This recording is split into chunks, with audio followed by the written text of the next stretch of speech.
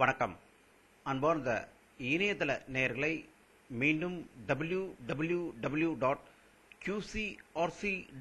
என்ற இணையதளத்திற்காக நியூஸ் செய்தி அறிக்கையில் உங்களை சந்திப்பதில் பெருமகிழ்ச்சி அடைகிறோம். இன்று 23 செப்டம்பர் 2009க்கான முக்கிய செய்திகளை தற்போது பார்க்கலாம். கடல்களை ஆய்வு செய்து பருவநிலை மாற்றம் மற்றும் தட்பவெப்பநிலை மாறுபாடுகளை ஆய்வு செய்வதற்காக ஓசியான்சாட் 2 என்ற செயற்கைக்கோள் BSLV-C-14 ராக்கெட் மூலம் இன்று சென்னைக்கு அருகிலுள்ள ஸ்ரீஹரிகோட்டாவிலிருந்து விண்ணில் வெற்றிகரமாக சென்றதாகவும் இந்திய தலைவர்களின் பாராட்டு மழையில் விஞ்ஞானிகள் தலைத்துக் கொண்டிருப்பதாக ஸ்ரீஹரிகோட்டாவிலிருந்து தகவல்கள் வெளிவந்து கொண்டிருக்கிறது.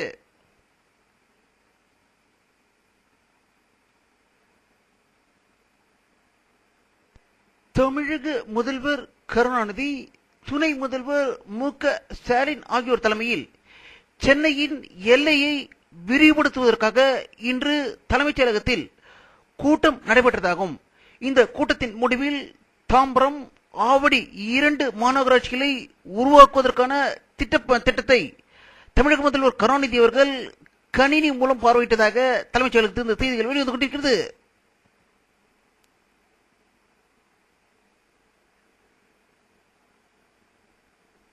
உலக வங்கி வெளியிட்டுள்ள ஒரு செய்திக்குறிப்பில் இந்தியாவிற்கு $4.3 பில்லியன் கடனாக வழங்க உலக வங்கி அனுமதி அளித்துள்ளதாக தகவல்கள் வெளிவந்து கொண்டிருக்கிறது.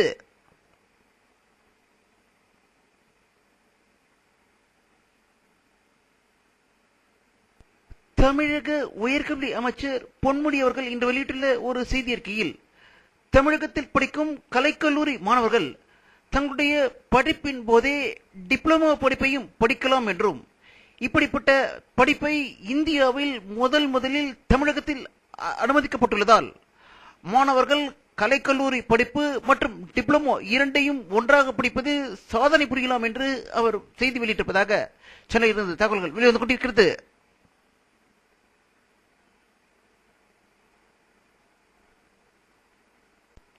தமிழக வரலாற்றில் முதல் முறையாக டெல்லியை பிடித்தது தமிழகத்தை சேர்ந்த தினகரன் நாளிதழ்.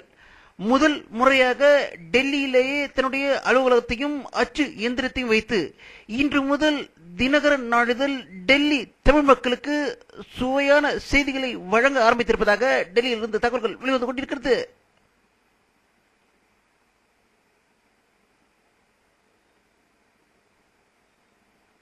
இந்திய விமானப்படை தளபதி VP நாயக் அவர்கள் வெளியிட்டுள்ள ஒரு செய்தி அறிக்கையின் சீனாவின் அச்சுறுத்தலை சமாளிக்கும் அளவிற்கு போதுமானதாக நம்மிடம் விமானங்கள் இல்லை என்றும், சீனாவில் விமானப்படை வலிமையில் 1/3 பங்குதான் நமது விமானப்படையில் உள்ளது என்றும், விமானப்படையை நவீனப்படுத்த தேவையான நடவடிக்கைகளை இந்திய அரசு மேற்கொண்டு வருவதாக அவர் கூறியதாக குஜராத்திலிருந்து தகவல்கள் வெளிவந்து கொண்டிருக்கிறது.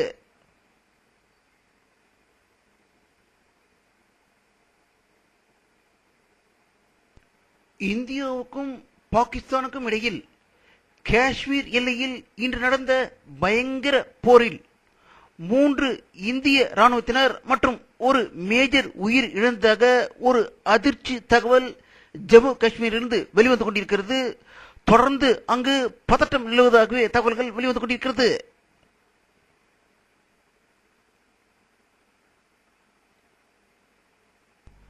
அமெரிக்காவில் உள்ள நியூயார்க் நகரில் ஐக்கிய நாடுகள் சபையின் 64வது பொதுக்கூட்டம் இன்று தொடங்குகிறது. உலக நாட்டு தலைவர்கள் அங்கு கூடி வரும் நிலையில் ஈழ தமிழ்நாட்டில் நடக்கும் அட்டூழியங்களை ராஜபக்சேயை கண்டித்தும் ஈழ சுதந்திர போராட்ட தியாகிகள் ஐக்கிய நாடுகள் சபை முன்பு இன்று மாபெரும் ஆர்ப்பாட்டம் நடத்தியதாக நியூயார்க்கிலிருந்து செய்திகள் வெளிவந்து கொண்டிருக்கிறது.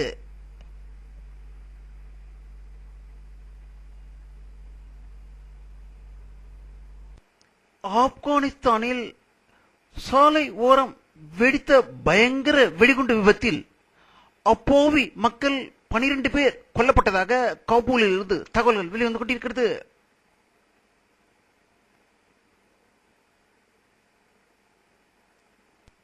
சீன நாட்டின் தேசிய தினமான அக்டோபர் 1ஆம் தேதி நடக்கும் ராணுவ அணிவகுப்பில் அந்நாடு சுயமாக தயாரித்த பல வகையான வெடிகுண்டுகள், அணு உலையால் வெடிக்கக்கூடிய பல வகையான ராக்கெட்டுகளை அது அறிமுகப்படுத்த இருப்பதாக செய்திகள் வெளிவந்து கொண்டிருக்கிறது.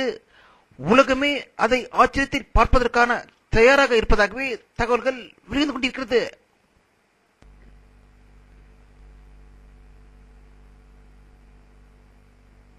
ஆப்கானிஸ்தான் பாகிஸ்தானில் செயல்பட்டுக் கொண்டிருக்கும் அல் குய்தா தீவிரவாத அமைப்பு இன்று வெளியிட்டுள்ள ஒரு செய்திக்குறிப்பில், சவுதி அரேபியாவில் பல இடங்களில் தற்கொலைப்படை குண்டு தாக்குதல் நடத்தப்படும் என்று கூறியிருப்பதாக ஆப்கான் பாகிஸ்தானில் இருந்து வெளிவரும் இணையதள செய்திகள் செய்தி வெளியிட்டிருக்கின்றன.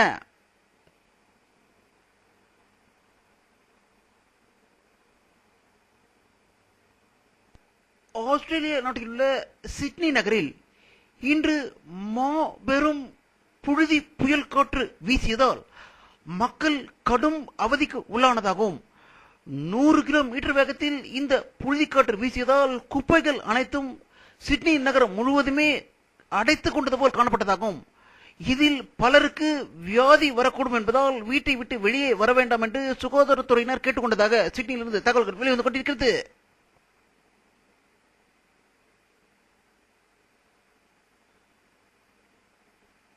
இந்தியாவும் பாகிஸ்தானும் ஒரு புறம் பயங்கர போரில் ஈடுபட்டுக் கொண்டிருக்கும் வேளையில், இன்றும் பாகிஸ்தான் எல்லையில் ராணுவ அதிகாரிகள் 3 பேர் உயிர் இழந்துள்ள வேளையிலும், பாகிஸ்தான் இந்தியாவும் சேர்ந்து மல்யுத்த போட்டியை காஷ்மீரில் நடத்தியதாகவும், நட்பு ரீதியாக நடத்தப்பட்ட இந்த போட்டியில் ஏராளமான மக்கள் கலந்து கொண்டு பார்வையிட்டதாக காஷ்மீரிலிருந்து தகவல்கள் வெளிவந்து கொண்டிருக்கிறது.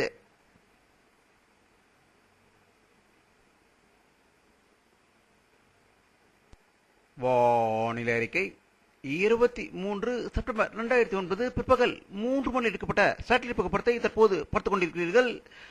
தமிழகத்தில் கோவை மாவட்டத்திலும் கிருஷ்ணகிரி ஓசூர் பகுதிகளிலும் மேகமூட்டங்கள் அதிகமாக காணப்படுகின்றன. மழைகள் பெய்து கொண்டிருப்பதாக அங்கிருந்து தகவல்கள் வெளிவந்து கொண்டிருக்கிறது. ஆந்திரா ஓரமுள்ள தமிழகத்தின் மேகமூட்டங்கள் அதிகம் காணப்படுவதால், ஆந்திராவுள்ள மேகம் தமிழகத்தை நோக்கி வந்தால் சென்னை, வேலூர் போன்ற இடங்களில் மழை பெய்வதற்கான வாய்ப்புகள் அதிகம் இருப்பதை இந்த படத்தில் காணலாம்.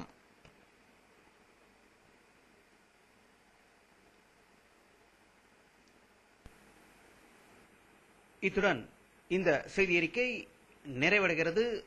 மீண்டும் நியூஸ் தமிழ் செய்தி அறிக்கையில் உங்களை சந்திக்கும் வரை உங்களிடமிருந்து விடைபெறுவது உங்கள் கே பாலாஜி. நன்றி.